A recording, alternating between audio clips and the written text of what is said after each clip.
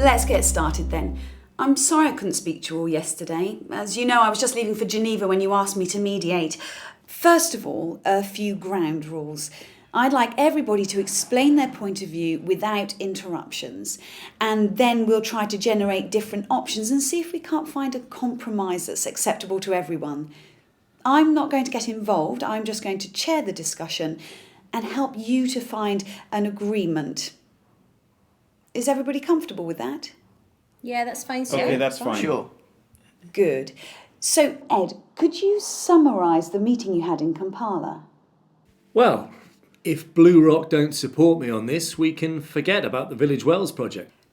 Let's stay positive, please, Ed. Tell us about the benefits rather than the negatives. All right.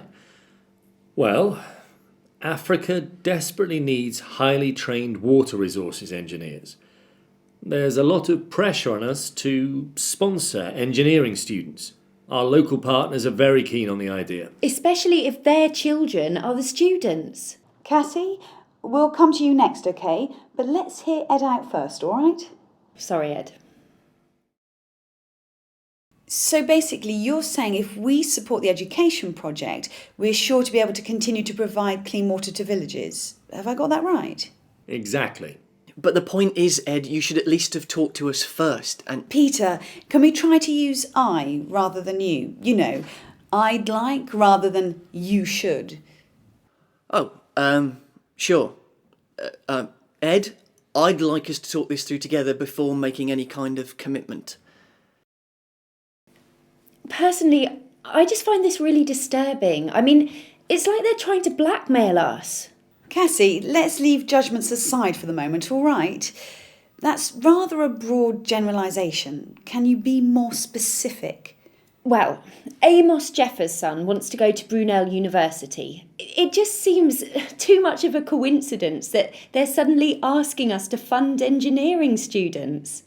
Can I just come in here? Yes, Jack, go ahead. Frankly, that's a load of rubbish. Let's not get too abrasive here. You're saying that's not a good example. Right, sorry. Amos Jr.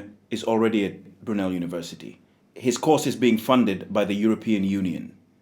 All the Africans want is for other bright young people to have the same opportunities.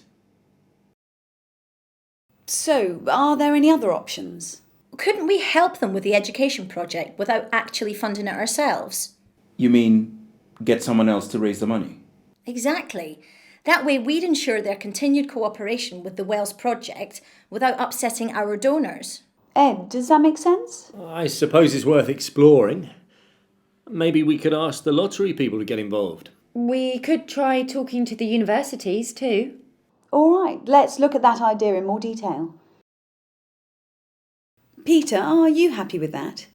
As I said, as long as it's clear that our donors' money is only being spent on building wells, yes, I can live with that. OK, so shall we ask Ed to float the idea with the Africans? Yeah. Let us know how they react.